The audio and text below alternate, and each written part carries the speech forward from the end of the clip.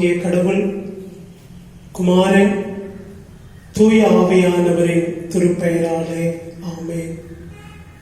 இந்த நாளிலும் இந்த வழிபாட்டிற்கு உங்கள் அனைவரையும் அன்போடு வாழ்த்தி வரவேற்கிறேன். கடவுள் இந்த வழிபாட்டின் வழியாய் நம்மோடு இடைப்படவும் அவருடைய திருவார்த்தைகளை நாம் கேட்டு விசுவாசத்தில் வளருகிற ஆசீர்வாதத்தையும் நாம் பெற்றுக்கொள்வோம். தலைகளை வணங்கி கடவுளை நோக்கி நாம் வேண்டிக் கொள்வோம். எங்களை மிகவும் அன்போடு நேசிக்கிற எங்கள் அன்பின் ஆண்டவரே, எங்கள் வாழ்நாளில் இன்னும் ஒரு புதிய நாளை கூட்டி தந்திருக்கிறீர். ஆண்டவரே, உமது கிருபைகளால், உம்முடைய ஆசீர்வாதங்களால் எங்கள் வாழ்வை வழிநடத்தி வருகிறதற்காக உமக்கு நன்றி செலுத்துகிறோம். கடந்து சென்ற நாட்கள் எல்லாவற்றிலும் நீர் எங்களுக்கு கொடுத்த ஆசீர்வாதங்களுக்காக நன்றியோடு நாங்கள் துதிக்கிறோம், ஸ்தோத்திரிக்கிறோம். அன்பின் ஆண்டவரே, தொடர்ந்து உம்முடைய கிருபையினாலே எங்களை வழிநடத்தும். ஆண்டவரே, உம்முடைய திருவார்த்தைகளினாலே நீர் எங்களை பலப்படுத்தியுள்ளபடியாக உம்மை வேண்டுகிறோம். எங்கள் வாழ்வில் நீ தொடர்ந்து எங்களோடு உடனிருந்து எங்களை வழிநடத்தும் சுவாமி. ஆண்டவரே, இப்பொழுதும் இந்த வழிபாட்டிலே நாங்கள் பங்கு கொள்ளுகின்றோம். நாங்கள் பாடுகிற பாடல்கள், தியானிக்கிற உம்முடைய திருவார்த்தைகள், ஆண்டவரே, இவைகளை எங்களுக்கு ஆசீர்வதித்து தாரும். உம்முடைய பிரசன்னத்தினாலே நிரப்பும் சுவாமி. உம்முடைய திருக்கரங்களில் இந்த வழிபாட்டை ஒப்புக் கொடுக்கிறோம். இயேசுவின் மூலமாய் கேட்டுக்கொள்கிறோம் எங்கள் அன்பின் கடவுளே, ஆமென். கீர்த்தனைகளில் 244வது கீர்த்தனை. தருணம் இதுவே கிருபை கூறும், விழிப்பாரும் பதம் தாரும் தாரும்.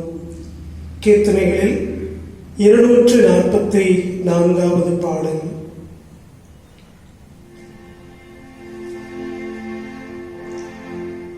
தருணம் இதுவே கிருபை கூறும், விழிப்பாரும்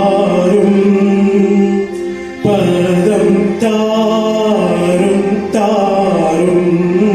தருணம் இதுவே கிருபை கூறும், விழிப்பாரும் பதம் தாரும் தாரும். கருணை தெய்வ குமாரா, கனமனுடவதாரா. கருணை தெய்வ குமாரா, கனமனுடவதாரா. அருமை இரட்சகா இயேசு நாதா. உலகனைத்தும் வணங்கும் சத்திய வேதா. உன்றன் அடிய கருளும் தேரு பாதா. சத்ரசாதா நீதா.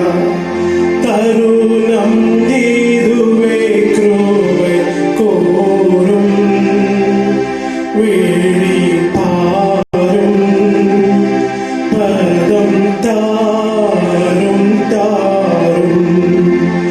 வானத்திலிருந்து வந்த ஞான தொழி சிறந்த, வானத்திலிருந்து வந்த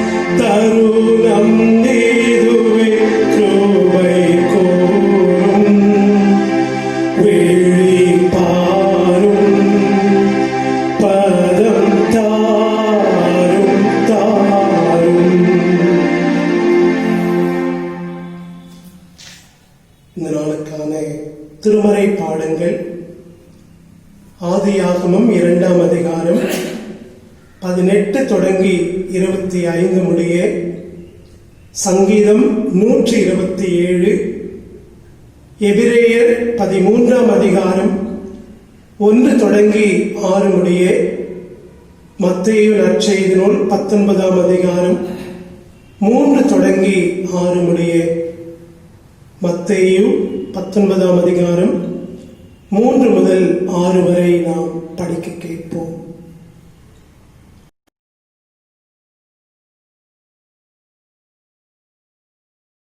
அப்பொழுது பரிசேயர் அவரை சோதிக்க வேண்டுமென்று அவரிடத்தில் வந்து, புருஷனானவன் தன் மனைவியை எந்த முகாந்திரத்தினாலாகிலும் தள்ளிவிடுவது நியாயமா என்று கேட்டார்கள்.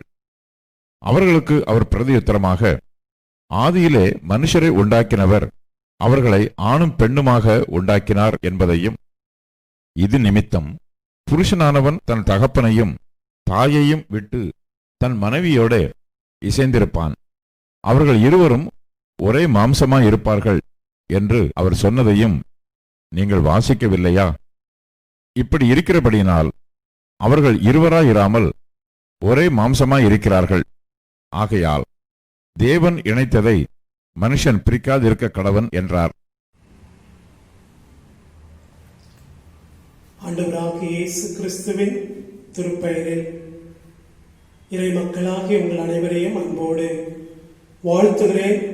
ஸ்தோத்திரங்களை அன்போடு தெரிவித்துக் கொள்கிறேன். நம் அனைவரும் கடவுளுடைய மிகுந்த கிருபையினாலும் ஆசீர்வாதத்தினாலும் சுகத்தோடு இருப்போம் என்று நம்புகிறேன். தொடர்ந்து நாம் இந்த நாட்களிலே ஒருவரை ஒருவர் ஜெபத்தினாலே தாங்கி கடவுள் நமக்கு கொடுக்கிற ஆற்றலினாலும் ஆசீர்வாதத்தினாலும் தொடர்ந்து நாம் வாழ்வதற்கு கடவுள் நமக்கு கிருபை தருவாராக. இந்த தியானத்திலே பங்கு கொள்ளுகிற உங்கள் அனைவரையும் ஆண்டவரின் திருப்பெயரில் அன்போடு கூட வாழ்த்துகிறேன். இந்த நாளிலே திருச்சபை நமக்கு கொடுத்திருக்கிற தலைப்பு திருமணம், உடன்படிக்கையின் கொண்டாட்டம். Marriage celebration of covenant. திருமணம், உடன்படிக்கையின் கொண்டாட்டம். திருமணத்தில் ஆணும் பெண்ணும் இணைக்கப்படுகிறார்கள். கணவன் மனைவி என்கின்ற ஒரு புதிய உறவை திருமணத்தின் மூலமாய் பெற்றுக் கொள்கின்றார்கள்.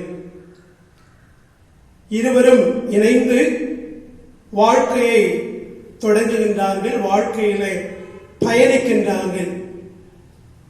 அந்த பயணத்திலே கடவுள் பிள்ளை செல்வங்களை கொடுத்து திருமண வாழ்வை ஆசீர்வதிக்கிறதை நாம் பார்க்கிறோம். திருச்சபை ஏன் இந்த செம்பொருளை தியானிக்க வேண்டும்? அவ்வளவு முக்கியத்துவம் வாய்ந்ததா? கிறிஸ்துவில் அன்பானவர்களே, திருமணம் மிக மிக முக்கியமானது. திருமணத்தின் மூலமாய் குடும்பம் கட்டப்படுகிறது. குடும்பத்தின் மூலமாய் சமூகம் கட்டப்படுகிறது. குடும்பம் இல்லாமல் சமூகம் இல்லை. குடும்ப வாழ்வின் மூலமாக தான் சமூகம் கட்டமைக்கப்படுகிறது. ஒரு சமூகம் சிறந்து விளங்க வேண்டுமேயானால் குடும்ப அமைப்பு மிக மிக முக்கியமானது.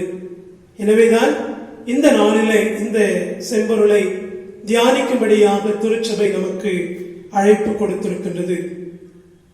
சமீபத்தில் வட இந்தியாவில்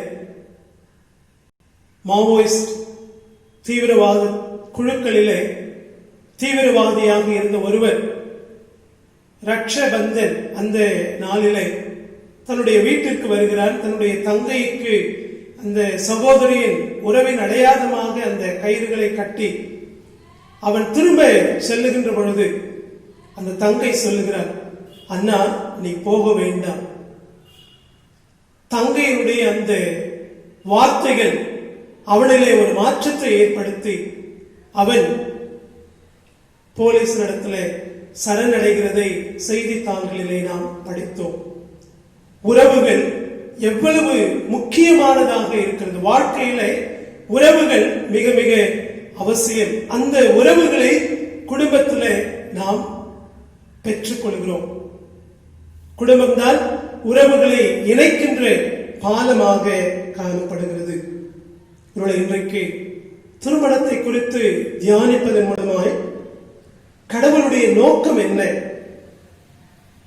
ஒரு கட்டிடத்திற்கு அடித்தளம் எவ்வளவு முக்கியமோ, வேர்கள் மரத்தின் வாழ்வுக்கு எவ்வளவு முக்கியமோ, அதை போல நம்முடைய நம்பிக்கை திருமணத்தை குறித்து நாம் புரிந்து கொள்ளுதல் நம்முடைய வாழ்க்கைக்கு அடித்தளமாக அமைகின்றது. இந்த நாளிலே கொடுக்கப்பட்ட திருமறை பகுதிகளிலிருந்து கடவுள் திருமணத்தை குறித்து என்ன சொல்லுகிறார், அது நம்முடைய வாழ்க்கைக்கு அடித்தளமாக அமைய வேண்டும் என்று சொல்லி இந்த நாளிலே நாம் சிந்திக்க இருக்கின்றோம். திருமணம் மனித வாழ்வுக்கான கடவுளின் நியமனமாக காணப்படுகிறது. திருமணம் மனித வாழ்வுக்கான கடவுளின் நியமனம். மத்தேயு எழுதின நற்செய்தி நூல் 19ஆம் அதிகாரம் 3-6 வரை வருகின்ற பகுதியிலே பரிசேயர் இயேசுவிடம் வந்து இயேசுவை குற்றம் காண்பதற்காக ஆண்டவரிடத்தில் கேட்கின்றார்கள், மனைவியை விலக்கி விடுவது முறையா? பரிசேயருக்கு நன்கு தெரியும், மோசேயுடைய காலத்திலே கட்டளைகள் கொடுக்கப்பட்டிருக்கிறது. ஒருவேளை இயேசு கிறிஸ்து அது முறையல்ல என்று சொல்லுவாரேயானால் அதன் வழியாய் இயேசு கிறிஸ்துவை குற்றப்படுத்த வேண்டும் என்கின்ற நோக்கத்தோடு கூட அவர்கள் கேட்கின்றார்கள். இயேசு தருகின்ற பதிலிலே கடவுள் எவ்வாறு மனிதனை படைத்தார், ஆணும் பெண்ணுமாக கடவுள் படைக்கின்ற பொழுது கடவுளுடைய நோக்கம் என்ன என்பதை குறித்து மிக அழகாக சொல்லுகின்றார். விலக்கி விடுதல் கூடாது, இருவரும் ஒரே உடலாக இருக்கிறார், கடவுள் இணைத்ததை மனிதன் பிரிக்காது இருக்கட்டும் என்று ஆண்டவர் சொல்லுகிறதை நாம் பார்க்கிறோம். அப்படியானால் மோசே எங்களுக்கு இப்படிப்பட்ட கட்டளைகளை கொடுத்திருக்கிறாரே என்பதுதான் பரிசேயர்களுடைய நோக்கம். அப்பொழுது ஆண்டவர் சொல்லுகிறார், மோசே உங்களுடைய மன கடினத்து நிமித்தமாய் இதை உங்களுக்கு கொடுத்திருக்கிறார்.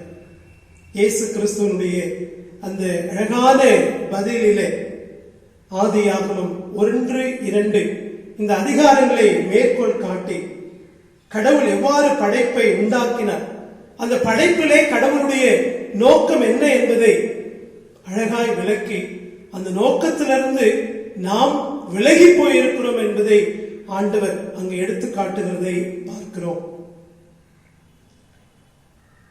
படைப்பின் வரலாறு திருமணத்திற்கான அடித்தளமாக அமைகிறது என்பதை இயேசு கிறிஸ்து இங்கு எடுத்து காட்டுகிறதை பார்க்கின்றோம். ஆதியாகமம் 1ஆம் அதிகாரத்திலேயும் 2ஆம் அதிகாரத்திலேயும் படைப்பு எவ்வாறு படைக்கப்பட்டது என்பதை நாம் பார்க்கின்றோம். முதல் அதிகாரத்தில் ஆண்டவர் வார்த்தையினால் படைத்தார். அப்படி வார்த்தையினால் படைக்கின்ற கடவுள் ஆணும் பெண்ணுமாக படைத்தார், அவர்களை தேவ சாயலிலே படைத்தார் என்பது முதல் பகுதியிலே நாம் பார்க்கிறோம். இரண்டாவது பகுதி ஆதியாகமம் 2ஆம் அதிகாரம் 5 தொடங்குகின்ற திருமறை பகுதி. இந்த படைப்பின் இந்த வரலாற்றிலே 2ஆம் அதிகாரம் 5 தொடங்கி வருகின்ற பகுதியிலே கடவுள் படைப்பை ஒன்றிலிருந்து ஒன்றை உருவாக்குகிறவராக, ஒன்றை ஒன்று சார்ந்து வாழுகின்ற ஒரு படைப்பை உருவாக்குகிறதாக நாம் பார்க்கிறோம். மழை இல்லாததினாலே புற்களும் பூண்டுகளும் இன்னும் விளையாமல் இருந்தது. மனிதனை மண்ணிலிருந்து உருவாக்கி அவனுக்கு உயிர் மூச்சை கொடுத்து அவன் உயிருள்ளவனாக மாறுகிறதை நாம் பார்க்கிறோம். ஏதேன் தோட்டம், ஒரு அழகான சூழல், அங்கே மனிதன் இருக்கின்றான். கடவுள் அவனிடத்துல விலக்கப்பட்ட கனியை புசிக்க வேண்டாம் என்று சொல்லுகிற அந்த திருமறை பகுதியிலே நாம் பார்க்கிறோம்.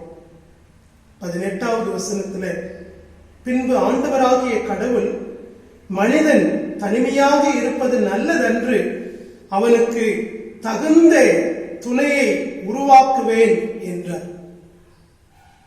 படைப்புல மனிதனும் இயற்கைகளும் எல்லாம் படைக்கப்பட்ட பொழுது அவன் துணையின்றி இருந்ததை கடவுள் உற்றோர் நோக்குகிறார்.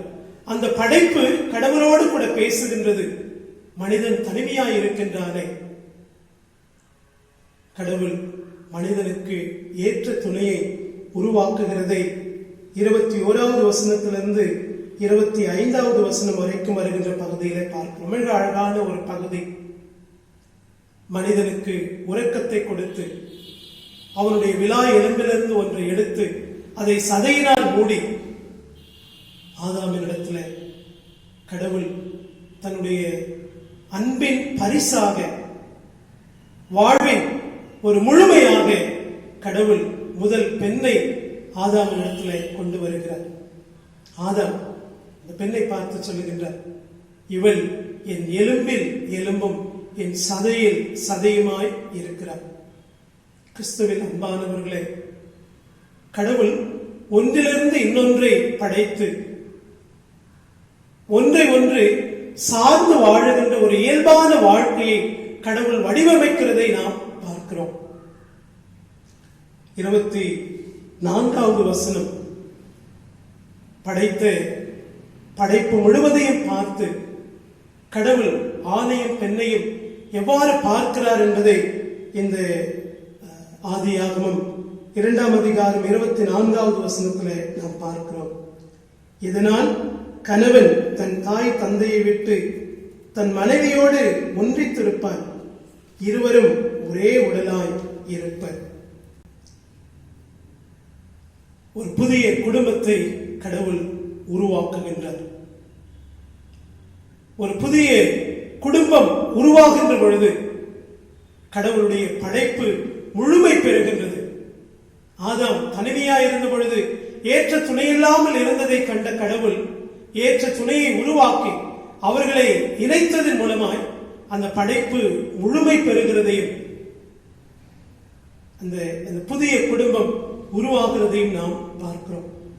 தன் தாய் தகப்பனை விட்டு தன் மனைவியோட இசைந்திருப்பான் என்று சொல்லுகின்ற பொழுது தன்னுடைய தாயும் தந்தையும் விட்டு வர வேண்டும் என்பதல்ல, தன்னுடைய தாய் தந்தை அவர்களிலிருந்து இன்னொரு புதிய குடும்பம் உருவாகின்றது. அந்த புதிய குடும்பத்தில் கடவுள் மகிழ்ச்சி கொள்ளுகிறதை நாம் பார்க்கிறோம். இதுதான் கடவுளுடைய படைப்பு. இந்த படைப்பிலே தான் முழுமையை நாம் பார்க்கிறோம். ஆண்டவர் இயேசு கிறிஸ்து மத்தேயு 19ஆம் அதிகாரத்தில் இதையெல்லாம் மேற்கோள் காட்டி கடவுள் இணைத்ததை மனிதன் பிரிக்காதிருக்கட்டும் என்று ஆண்டவர் சொல்லுகிறார். ஒருவேளை இன்றைக்கு நியாயமான காரணங்களினாலே நீதிமன்றங்கள் கணவன் மனைவிக்கு மனவிலக்கு கொடுக்கிறதை நாம் பார்க்கிறோம். ஒருவேளை நாம் அதை சமுதாய வாழ்க்கையில ஏற்றுக்கொண்டிருக்கிறோம். நியாயமான காரணங்களுக்காக கணவன் மனைவி பிரிவது என்பதை சமூகம் ஏற்றுக்கொண்டிருக்கின்றது. ஆனால் கடவுள் படைப்பில ஆணும் பெண்ணுமாக படைத்து அவர்கள் இணைந்து வாழ்வதன் மூலமாய் அந்த வாழ்க்கை முழுமை பெறுகிறதை கடவுள் வடிவமைத்தார். அதுதான் கடவுளுடைய நோக்கம், சித்தம் என்பதை இந்த திருமறை பகுதியில் நமக்கு எடுத்து காட்டுகின்றது. இன்றைக்கு திருமணம் அந்த கடவுளுடைய நோக்கத்தை சார்ந்திருக்கிறதா அல்லது கடவுளுடைய நோக்கத்திலிருந்து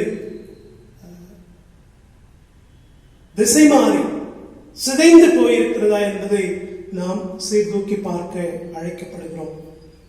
திருமணத்தின் மூலமாய் இணைக்கப்படுகிற உறவுகள் இணைந்து ஒரு மகிழ்ச்சியான குடும்ப வாழ்க்கையை வாழ்வதற்கான சூழல் காணப்படுகிறதா அல்லது இந்த உறவுகள் கசந்து போய் மனித வாழ்க்கை என்பது சிதைந்து போகிறதாக காணப்படுகிறதா? சமீபத்தில் நாம் ஊடகங்களில் செய்தித்தாளிலே பார்த்தோம். கணவனை தன்னுடைய மனைவியை சுட்டுக் கொள்ளுகின்ற ஒரு சம்பவத்தை நாம் பார்த்தோம்.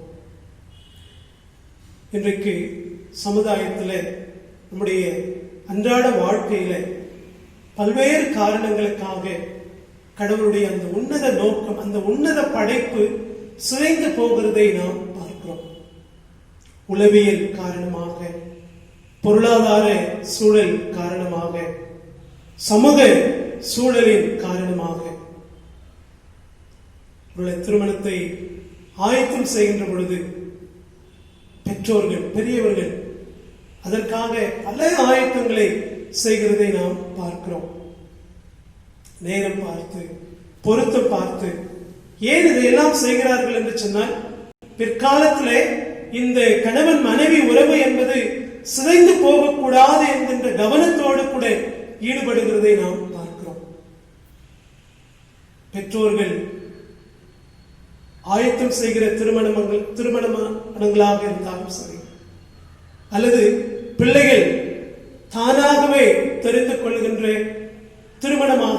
திருமணமானாலும் சரி, கடவுளுடைய உன்னத நோக்கத்தை அது நிறைவேற்றுகிறதாக, அந்த திருமண வாழ்வில் கடவுள் உடனிருந்து வழிநடத்தி அது ஒரு மகிழ்ச்சியும் சமாதானமும் நிறைந்த ஒரு வாழ்க்கையாக இருக்க வேண்டும் என்று கடவுள் விரும்புகிறார்.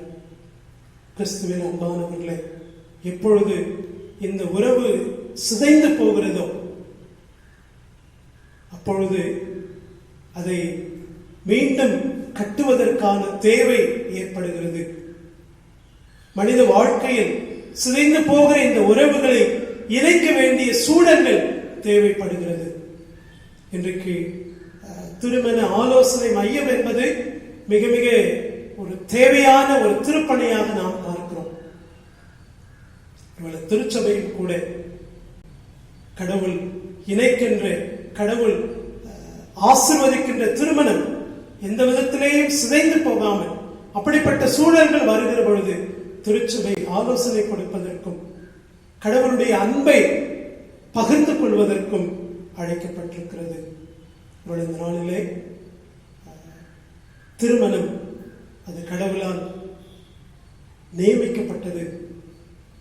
நியாயமான காரணங்களுக்காக பிரிந்து செல்கிற சூழல்களின் மத்தியில் ஒருவேளை கணவன் மனைவி உறவு, அந்த உறவுகள் சிதைந்து போகாதபடிக்கு நாம் பாதுகாத்துக் கொள்ளவும், அப்படி சிதைந்து போகிற சூழலிலே கடவுளுடைய வார்த்தைகளை கொண்டு நாம் அவர்களை ஆற்றுப்படுத்தவும், வாழ்க்கையை செழுமைப்படுத்துவதற்கும் கடவுள் நம்மை அழைத்திருக்கிறார். கடவுள் தாமே இந்த திருவசனங்களை நமக்கு ஆசீர்வதித்து கொடுப்பாராக. வருகிற ஆகஸ்ட் 15ஆம் தேதி நம்முடைய தேசம் சுதந்திர தின விழாவை கொண்டாட இருக்கிறது. வழக்கம் போல நம்முடைய ஆலயத்திலும் காலை 8 மணிக்கு கொடியேற்றப்படும். திருச்சபையால் கலந்து கொள்ளும்படியாக உங்களை அன்போடு கூட கேட்டுக்கொள்கிறேன்.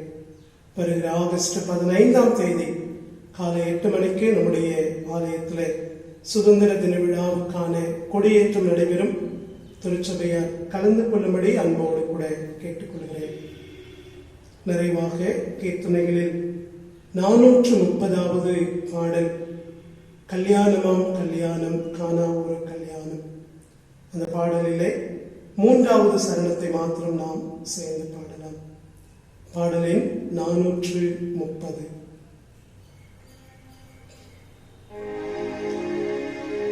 கல்யாணமாம் கல்யாணம் காணா ஒரு கல்யாணம், கர்த்தரேசு கனிவுடனே கலந்து கொண்ட கல்யாணம்.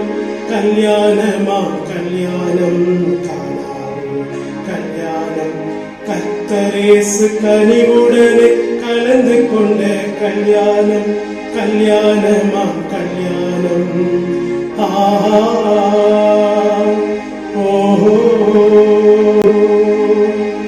இல்லறமாம் பாதையில் இல்லை என்னும் வேளையில்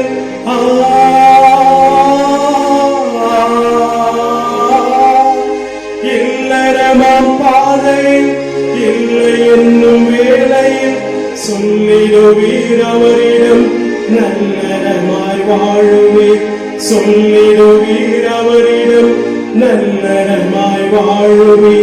கல்யாணமாம் கல்யாணம் கல்யாணம் கர்த்தரேசு கனிவுடனே கலந்து கொண்ட கல்யாணம். கல்யாணமாம் கல்யாணம்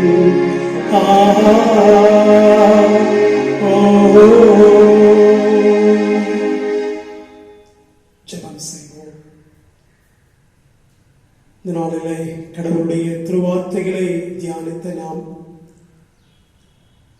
குடும்பம் அது எவ்வளவு முக்கியமானது,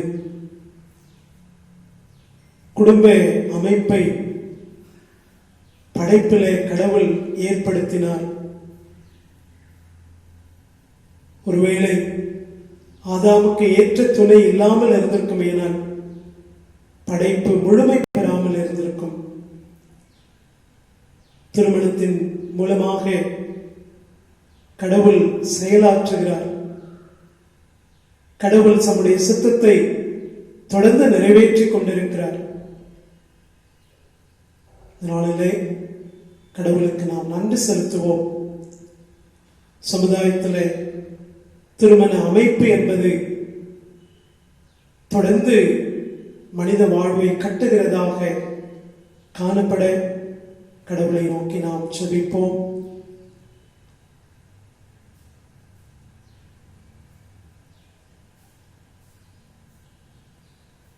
தொடர்ந்து நம்முடைய குடும்பங்களுக்காக, குடும்ப சமாதானத்திற்காக, மகிழ்ச்சிக்காக நாம் ஜெபிப்போம். குடும்பத்தில் இருக்கிற குறைவுகளை கடவுள் நிறைவாக்க முடியாது. கடவுள் நமக்கு ஏற்படுகின்ற சுகவீனங்களில், சோர்வுகளில், கஷ்டங்களில் கடவுள் நமக்கு பலன் தரும்படியாய் ஜெபிப்போம். இந்த நேரத்தில் ஒருவருக்காய் ஒருவர், பிறருக்காக நாம் ஜெபிப்போம்.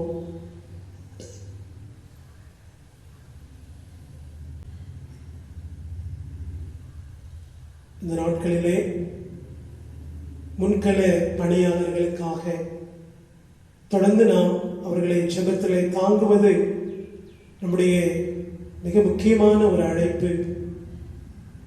முன்கள பணியாளர்களுக்காக நாம் ஜெபிப்போம்.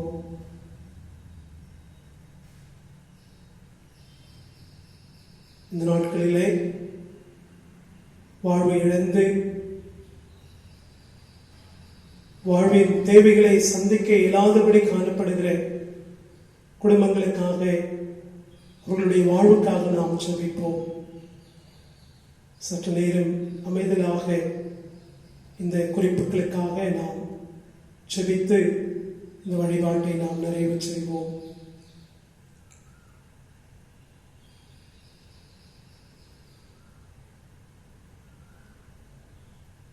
எங்கள் அன்பின் பரலோக பிதாவே, இந்த நாளின் ஸ்தோத்திரங்களை உமக்கு செலுத்துகிறோம். ஒரு சமுதாய வாழ்விற்கு திருமணம் எவ்வளவு அவசியமானது, அதன் வழியாய் சமூக வாழ்வை நீர் கட்டமைக்கின்றீர் என்று நாங்கள் இந்த நாளிலே தியானித்திருக்கிறோம். ஆண்டவரே, திருமணமாகிய நியமத்தை மனு குடும்பத்திற்கு கொடுத்து உம்முடைய ஆசீர்வாதங்களால் அதை தூய்மைப்படுத்துகிற அளவற்ற கிருபைகளுக்காக ஸ்தோத்திரிக்கிறோம். ஆண்டவரே, திருமண வாழ்வில் ஏற்படுகிற கசப்புகள், கசந்து போன சூழல்கள் எல்லாவற்றையும் மாற்றி ஆண்டவரே மகிழ்ச்சியும் சந்தோஷமும் சமாதானமும் நிறைந்த வாழ்க்கை வாழ எங்களுக்கு அருள் தார சுவாமி. ஒருவேளை நியாயமான முறையிலே மனவிலக்குகள் அளிக்கப்படுகிற பொழுது அதை ஏற்றுக்கொள்ளவும் அதிலிருந்து மீண்டு வரவும் ஜெபிக்கிறோம். குடும்பங்களுக்காக ஜெபிக்கிறோம். ஆண்டவரே, பெரியவர்களை நீர் ஆசீர்வதியும் பலப்படுத்தும். சிறு பிள்ளைகளுக்காக ஜெபிக்கிறோம். பிள்ளைகளை நீங்க காத்துக்கொள்ளுங்க சுவாமி. குறிப்பாக இந்த நாட்களில் பிள்ளைகள் பள்ளிக்கு செல்ல இயலாத சூழலில் வீடுகளிலேயே தங்கி ஆன்லைன் வகுப்புகளிலே பங்கெடுக்கிற எங்கள் பிள்ளைகளோடு நீர் உடனிருந்து ஆசீர்வதிக்கும்படியாய் ஜெபிக்கிறோம். ஆண்டவரே, குடும்பங்களிலே சந்தோஷத்தை சமாதானத்தை நீத்தார் சுவாமி. இந்த நாட்களிலே அயராமல் உழைக்கிற முன்கள பணியாளர்களுக்காய் ஜெபிக்கிற சுவாமி. ஆண்டவரே, அவர்களுக்கு வேண்டிய நல்ல சரீர சுகத்தையும் பலத்தையும் நீத்தாரும் உம்முடைய கிருபைகளால் அவர்களை பலப்படுத்தும் சுவாமி. ஆண்டவரே, இந்த வைரஸ் தொற்றிலே பாதிக்கப்பட்டு சிகிச்சை பெற்று வருகிற பல லட்சம் மக்களை நாங்கள் நினைவு கூறுகிறோம். அவர்கள் மீண்டு வருவதற்கு ஒரு கிருபையை நீத்தாரு சுவாமி. நீரே சுகம் அளிப்பவர் என்று நாங்கள் விசுவாசிக்கிறோம். உடைய கரங்களிலே இந்த சூழலை நாங்கள் ஒப்புக் கொடுக்கிறோம் சுவாமி. இந்த வாரத்திலே தங்களுடைய பிறந்த நாளையும் திருமண நாளையும் எதிர்நோக்கி இருக்கிற ஒவ்வொருவருக்காகவும் ஜெபிக்கிறோம். நீர் ஆசீர்வதியும் வழிநடத்தும் சுவாமி. உடைய திருக்கரங்களிலே ஒப்புக் கொடுக்கிறோம். நாங்கள் கேட்ட நன்மைகள், கேட்க மறந்தவர்கள் எல்லாவற்றையும் கூட்டித்தாரும். அருமை ரட்சகர் இயேசு கிறிஸ்துவின் வழியா இவைகளை தாழ்மையோடு கேட்டுக்கொள்கிறோம் எங்கள் அன்பின் கடவுளே, ஆமென். என் ஆத்துமாவே கர்த்தரை ஸ்தோத்திரி, என் முழுவலுமே அவருடைய பரிசுத்த நாமத்தை ஸ்தோத்திரி. என் ஆத்துமாவே கர்த்தரை ஸ்தோத்திரி, அவர் செய்த சகல உபகாரங்களையும் மறவாதே. நம்முடைய ஆண்டவராகிய இயேசு கிறிஸ்துவினுடைய கிருபையும் பிதாவாகிய கடவுளின் அன்பும் பரிசுத்த ஆவியானவருடைய ஆசீர்வாதமும் பாதுகாப்பும் பராமரிப்பும் உங்கள் அனைவரோடும் என்றும் என்றும் சதா காலங்களிலும் நிலைத்திருப்பதாக. ஆமென். ஆமென். ஆமென்.